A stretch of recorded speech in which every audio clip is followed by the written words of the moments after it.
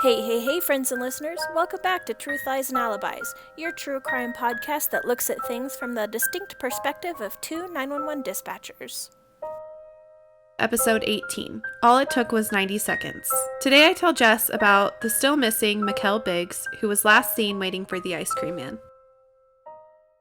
Hi, Jess. Well, hello. Do you have an awesome fact to share with us before we get into the sadness? You bet I do. So, I'm going to quiz you on it first. So, in the United States, what do you think is responsible for the most power outages? I want to say rainstorms, but I know that's wrong.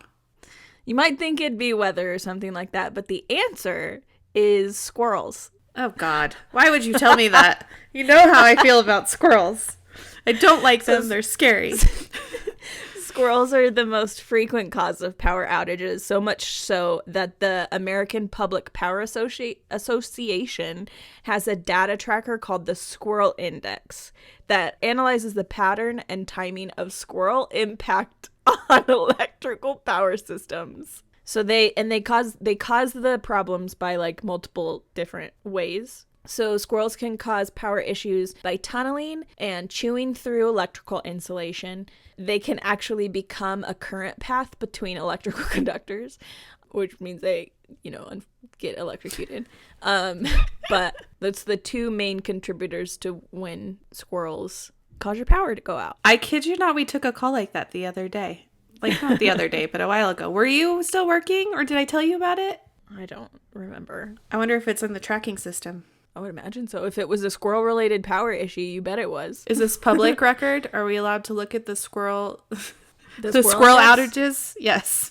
It's a data tracker, so I don't know if we're allowed to see the secret results of it. Yeah, probably because squirrels are taking over the world. I do not like squirrels, so that's just another reason to add. Well, our episode doesn't have anything to do with power outages or squirrels, thank God. But before I jump in, I just want to list our sources. People Investigate Season 3, Episode 3, Gone in 90 Seconds, ABC, CBS News, Fox 10, and People.com. Are you ready? Ready, Freddy. Today's story takes place in Mesa, Arizona. Mesa is located in Maricopa County. You may remember, I think when we did the Crystal Reyes story, hers was in Maricopa County too. Yeah, sounds right. Mesa is the third largest city in Arizona, following Phoenix and Tucson.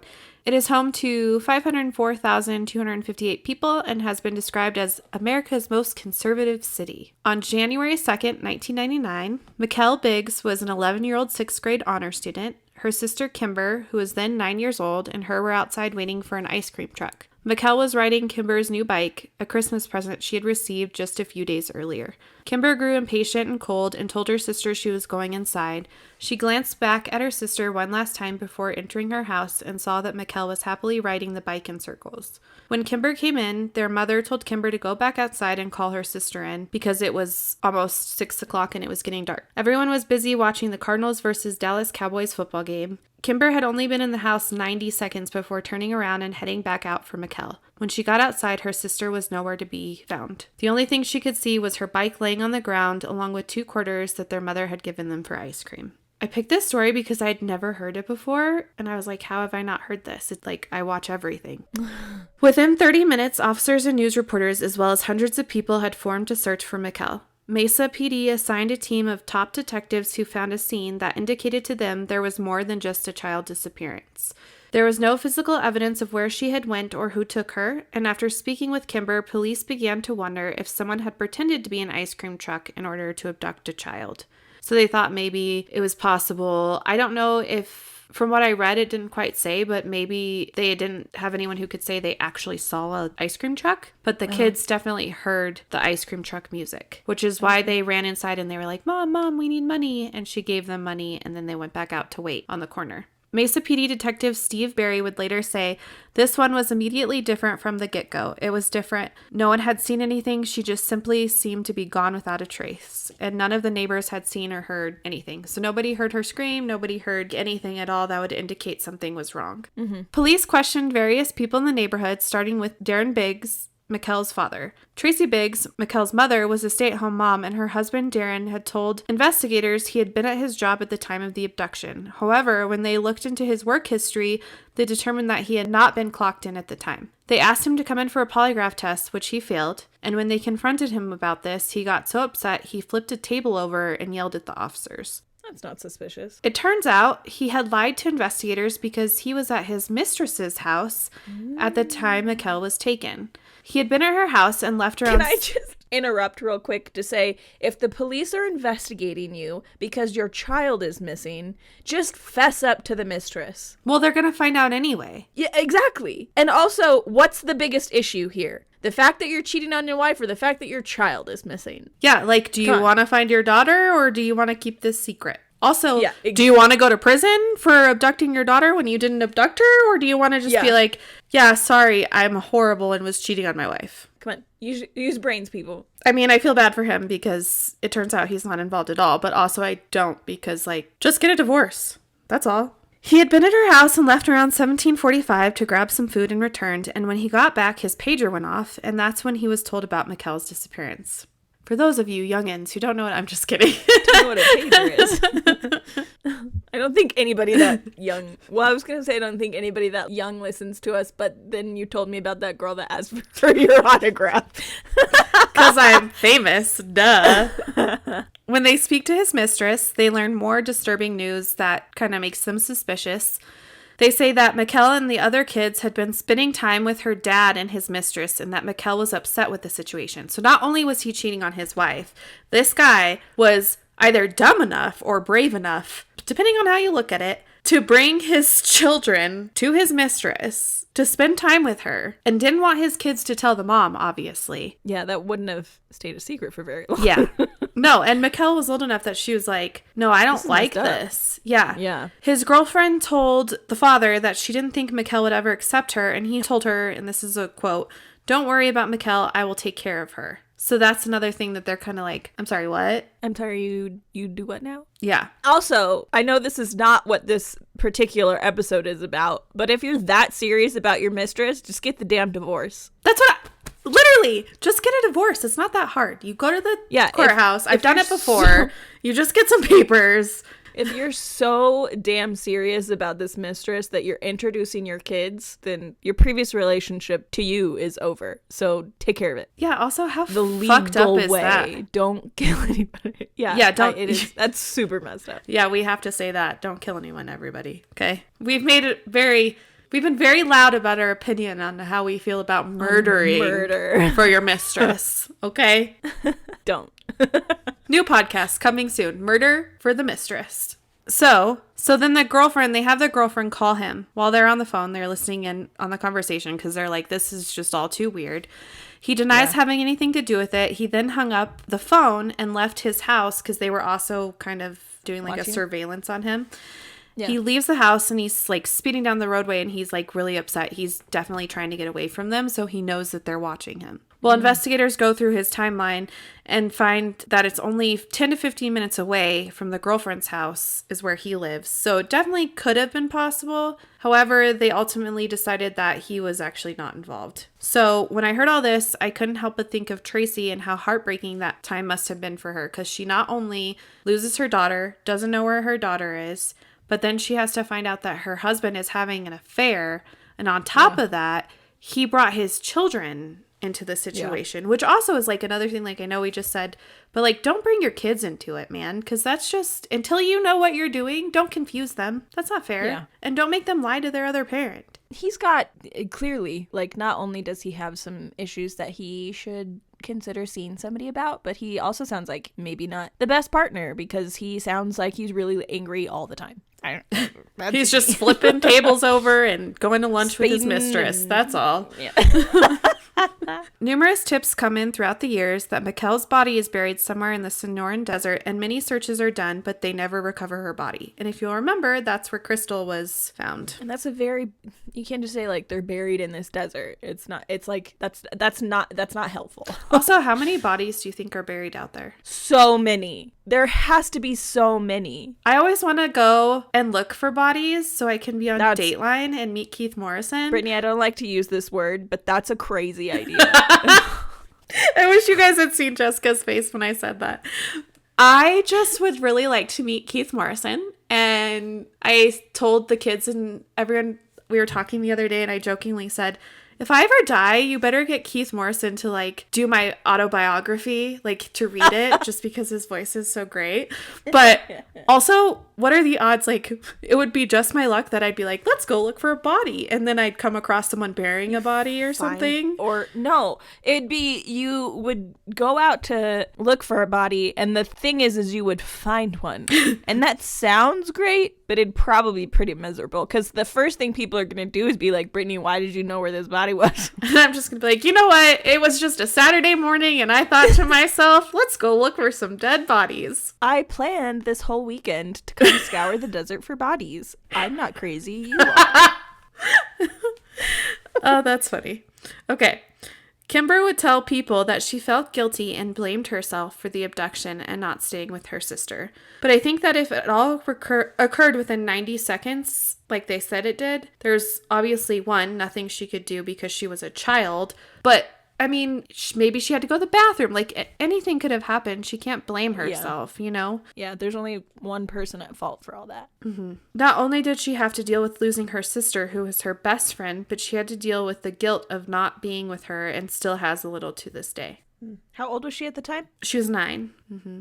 A year later, 2 blocks from Mikelle's home, a house is smoking, and a neighbor calls 911 to report the fire. Police arrive and find Suzanne Quinnett, I think that's how you say it, beaten viciously. She tells police that a neighbor named Dee Blaylock had broken into her home and was masturbating behind her fridge. As she enters her home, he attacks her and sexually assaults her. And after sexually assaulting her, he kicks her in the face repeatedly with steel-toe boots and then tries to leave a pizza box on the stove to try to set her house on fire. So he lights the stove and leaves the pizza box, which I'm like, well, I'm glad that you weren't successful, but also, like, what an idiot. I got caught up on the masturbating behind her fridge. I was like, did he pull the fridge out? How do you get behind somebody? Normally fridges are, like, in a corner. Maybe they meant, like, maybe it was, like, on the edge of the kitchen and he was just, like, around the corner. Yeah. But, yeah. I mean, it has to be that, right? You can't have, like, that's a very specific kink. I have to pull the fridge out and get behind it. You know what really turns me on? When I pull this fridge out of this corner and hide behind it. Uncomfortable heat that comes off the coils behind the fridge. And I see all that dirt and stuff that collects under the fridge. All that nasty. Yeah, I was also thrown off by that. I was like, out of all the places in the house, he's like, this looks like a good spot to touch myself. Like, what the heck? So, luckily, it causes the smoke to be seen from the neighbor's house and doesn't start like a big fire, so police arrive in time to get Suzanne the medical treatment she needs to survive the attack. In the ambulance, she tells the medics that she thinks that Dee must have been the one to abduct Mikelle. Just because of this violent behavior, or were they she just like is overcome with how close he is. Yeah. And what he did. And she's like, oh my God, I think he did this. Yeah. It seems too like it definitely could have been like a crime of opportunity, right? Because there could have been a predator like roaming the streets and stuff. But it definitely gives the feel of somebody that had been watching them for a while. Yeah. They immediately arrest Dee for the attack on Suzanne, and Mikelle's mom would eventually meet her, and she would again voice the opinion that Dee had taken Mikelle. She was so certain that he had to have been involved that she offered to drop all charges if he would just tell them where Mikelle was. So this stranger is like, that's incredible. I just want this family to have closure. I don't care if I get justice, but I so strongly believe that he killed this little girl that I want him to tell you where her body is. Like, it's crazy. Dee Blaylock is a convicted sex offender who had a previous history of sex assault, kidnapping, and child molestation. He had a criminal record in 3 states, but at the time, the law did not require sex offenders to notify the public. Thank God that's different, right? Yeah, thank goodness you can look that up now. Mm-hmm. And Suzanne would say, and this is a quote, "He tried to snap my neck 3 times. He did successfully break it in one place. He put me in a chokehold. He choked me until I gave over and fainted. She also told reporters she had complained about unwanted advances from D before to the police. And this is another quote. He was coming up on me. He was drunk. He reeked of beer. He was putting his hands on me in my yard. I called the police and I said, the guy is creeping me out. He's stalking me. I've tried to tell his wife. So she not only complained to the police, but she complained to his wife, and apparently nothing was done about it. Man, that sucks.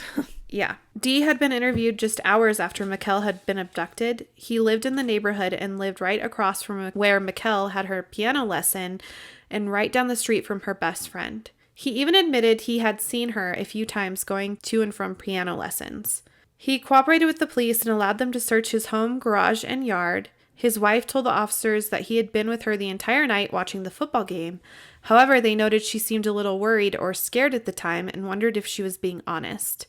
So I have lots of questions as to how he was married and how what that relationship was like. Yes. Yeah. If that's the impression that the investigators were getting, like, it doesn't necessarily sound like it was something she was doing to protect him, but something she was doing to protect herself. Agreed. That's what I think was happening. Yeah. Days later, they discovered he also had a storage shed and that he had not told them about it. And they went back after his arrest to do like a full forensic search of the storage shed and everything. And there was no trace of Mikelle.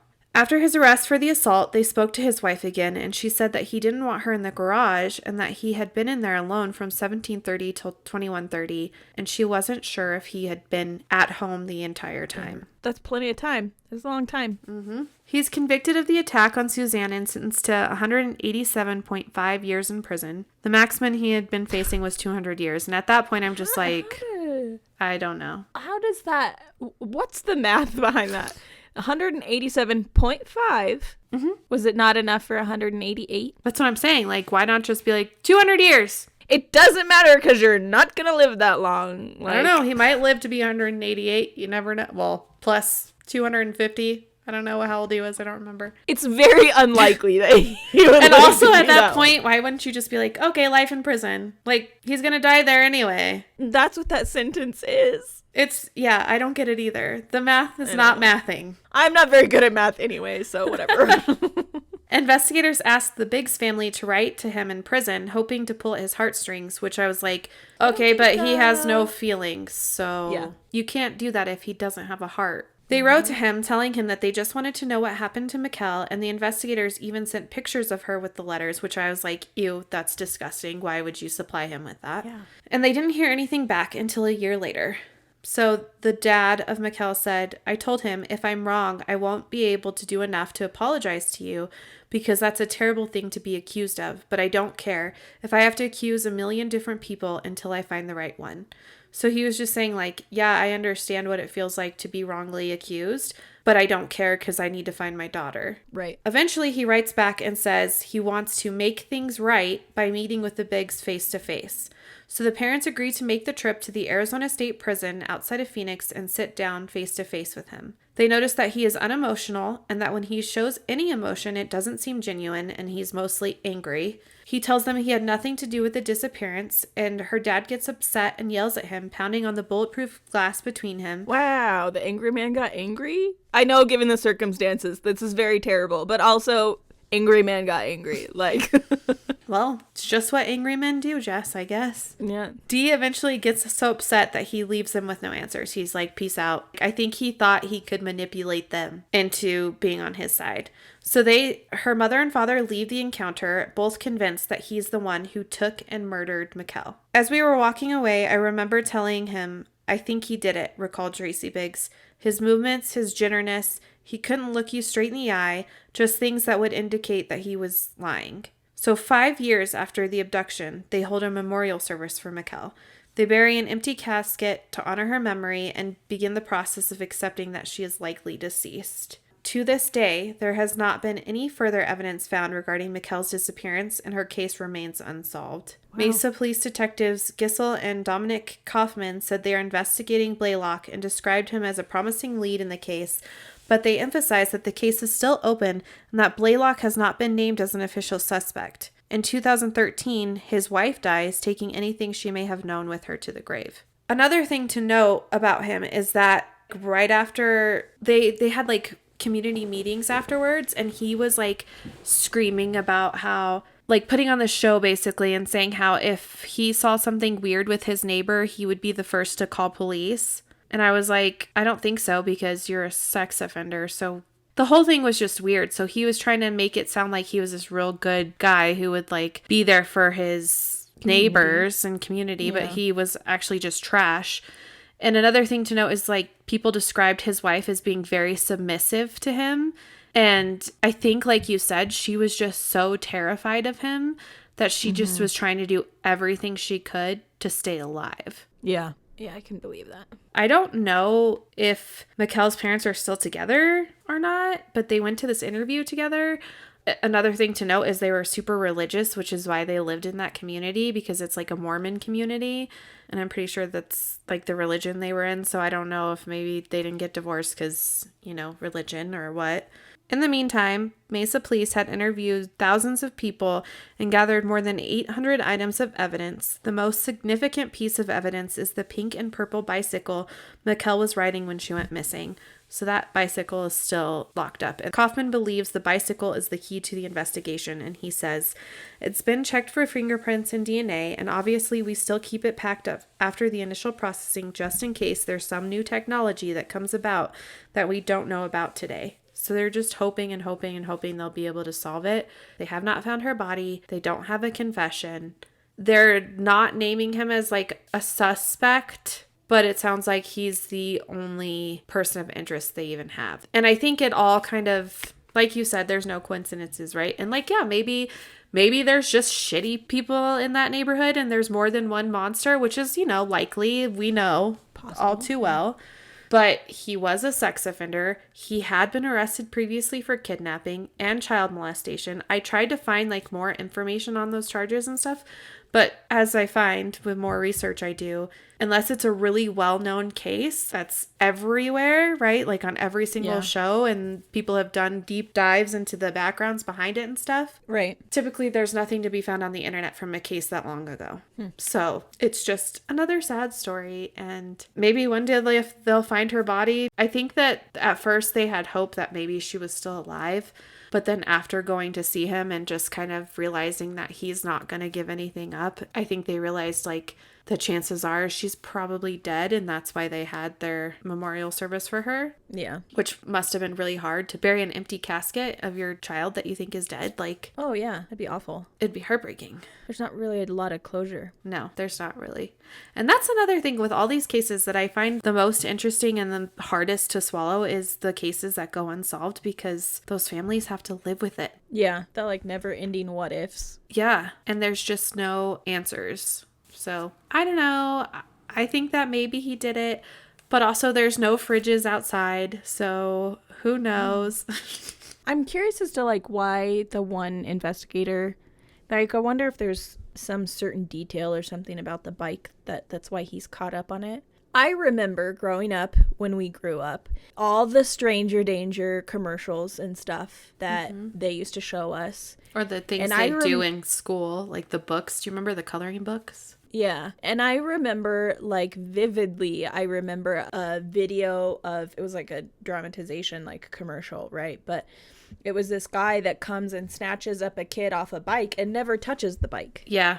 So they're probably, and I mean, they've already processed it, so there probably is nothing on that bike that they could use. The fact that, like, nobody saw any, like, weird cars in the neighborhood or heard anything. Yeah. It's frustrating is what it is. Like, you want there to be, like, that, at least, like, one person out there that's like, oh, yeah, I saw a weird car that was, that looked like this. And then that can be that tiniest little break in the case that they need to be able to, like, go through stuff and figure out who, but... There's also, though, remember that case we just covered? I feel like I've been covering a lot of missing children lately. Next time it won't be a missing child, just so everyone knows.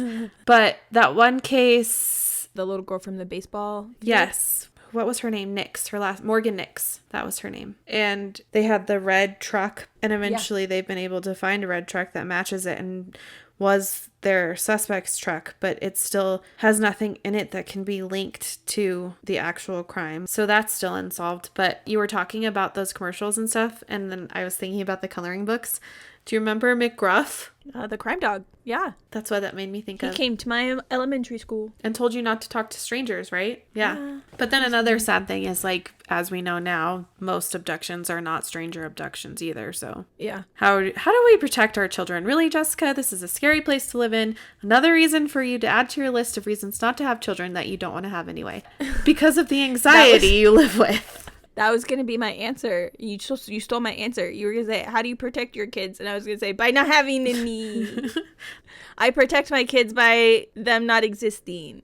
I don't know. I always hope, like, because technology is so awesome and all of the advances that we've made and everything, I always hope there's going to be something new that we come up with that'll be life-changing and can lead to an arrest. But the likelihood of it being 24 years later and having no answers and having no DNA and having no eyewitness and having nothing, literally nothing. And to me, it's just insane. Like, I know we've already talked about it, but like, it's like literally a person's there 1 minute and the next, it's just like they disappear off the face of the earth. And that's why it feels like it kind of gives the impression of two different things, right? Like, it gives an impression of somebody that was sitting in wait for the opportunity to take one of those girls. And also, it hints to somebody that maybe has done it before. Mm-hmm. And they know what they're doing to cover it up and how to get away with it. What time of year was it? January, because it was just after Christmas, because she had gotten the bike as a Christmas present. And it was around 6? Yes. So it could already be getting dark by then. Mm-hmm. Yeah, they probably waited it out. And either pretended to be the ice cream man, or just maybe even was someone she recognized, or... Right, like, that's what I was going to say, is like maybe coming up to her and being somebody familiar and being like, oh, the ice cream guy's just around the corner. I'll go with you. Mm-hmm. And I'm just sitting here thinking about, I am glad that sex offenders have to be registered, and I am glad that under the law they have to notify now, but that doesn't stop somebody from... Not all of them do. Yeah. And they're easy. A lot of them can easily manipulate situations, manipulate people, and pretend to be these great, amazing people, right? That's how they get people to trust them. That's how they pull them in. Then they turn out to be like weirdos. Just too, like again, I'll say this about him. Either he was so brave or so stupid that he thought he could break into this lady's house who lived on his street and sexually assault and murder her. Like you said, I think it indicates that he had done that before. So how many other murders has he committed or possibly committed? Because I don't think that was his first time. Right. Like, I could see a history of like sexual assault and stuff like that. He clearly whiffed it on the murder and burning the house down thing. Yeah. Didn't know what he was doing, but... Yeah, and maybe it wasn't as easy as a child because it was an adult. And maybe he...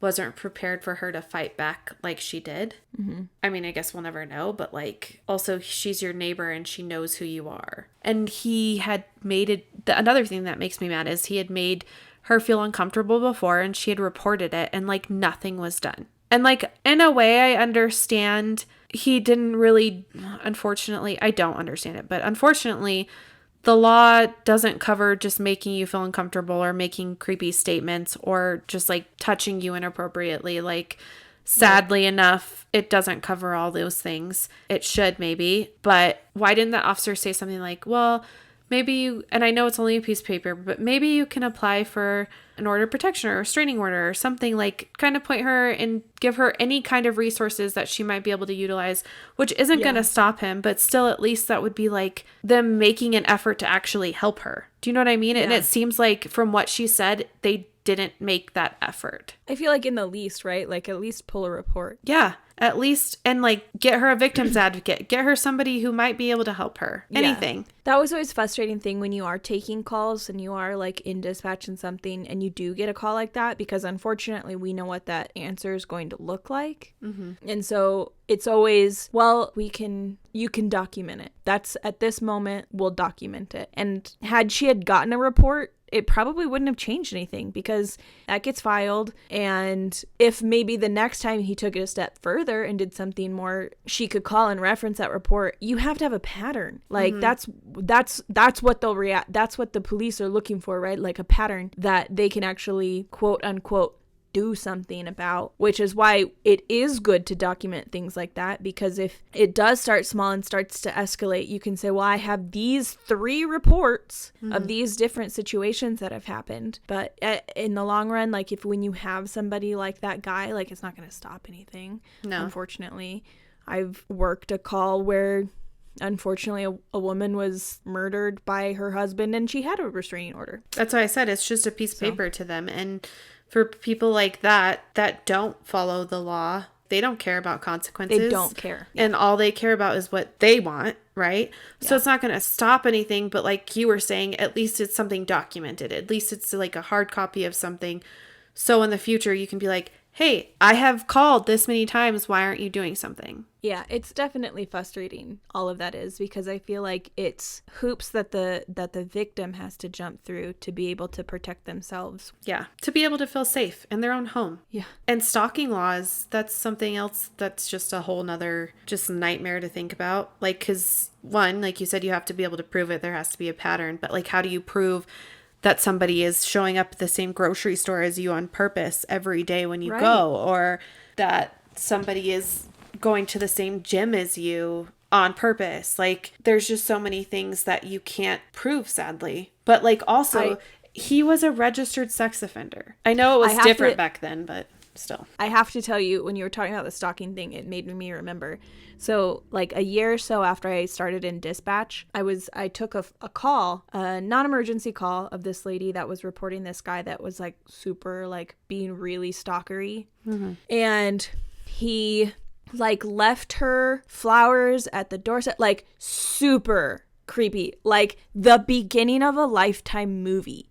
Would leave flowers at the door, put a note on her car windshield that like something to the effect of like, I saw you glance at me and like, I know you think I'm attractive too, like that level of creepy. And I'm getting all this information and I'm figuring out like where she lives so we can figure out like which side of the, like which officer it needs to go to. She lived below me. She lived in the apartment below me. So some creepy guy was... I was like... Were you like not making eye contact with people when you got out of the car? Were you not like glancing anywhere? You're just like... I mean, I think I probably already did that anyway, but but I was definitely like...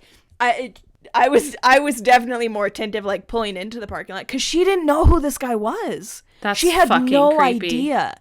Yeah, right? And she was like, she's like, I honestly don't know who this guy is. And he's like, the notes say that like... super creepy, like I saw you looking at me and you know we'd make such the greatest couple, like that super level of like I'm in a movie and I want out. And so I was like, I don't want to go home. How far gone mentally do you have to be where you're like, that's some scary shit? And I don't ever know what happened to that kid. That was so long ago. I don't know. I mean, they pulled her. They pulled. That's some creepy shit. They pulled a report for that, but I don't know if anything ever came talking about these kind of calls. I know we're kind of going down a rabbit hole, but it's fine. Do you remember that couple? And I just remember everybody was like, oh yeah, she's crazy. Yeah. And he was like stalking her, was violent with her and like all these things. And he kind of like drove her a little crazy. Like, so that always really frustrated me. And I think I might have mentioned it briefly in a previous podcast that we talked about, because when she would call, she was very frustrating to work with. She didn't always want to cooperate with what the police wanted and all this kind of stuff.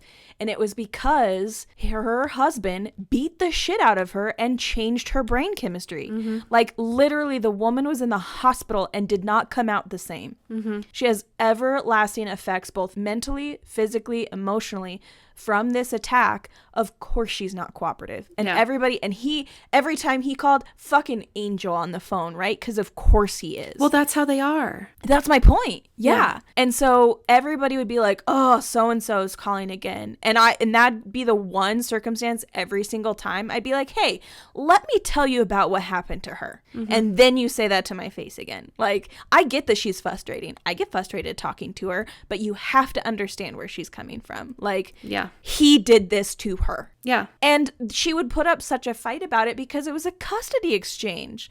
The officers were there to pick up her kid so her husband, that beat the shit out of her, could take care of that child when she's not around. Which Are is you kidding so me? scary because in domestic violence Outrageous. houses, it's like 60% or something. I remember I've shared this statistic before, but like kids who live in homes with domestic violence have that much higher of a risk of being abused. And he doesn't have her around to control and abuse anymore. So you know he's going to be using those children, and you know he's going to be doing everything he can to use those children against her, which is just like, that's another thing. It's like she made documentation, and like there's just lots of things within our justice system that need to change. Yeah, that specific woman breaks my heart because I remember talking to her before. It still like kind of gives me chills. I remember the first time she called and asked what to do if somebody was in. Like, I took that call of her finally trying to get help.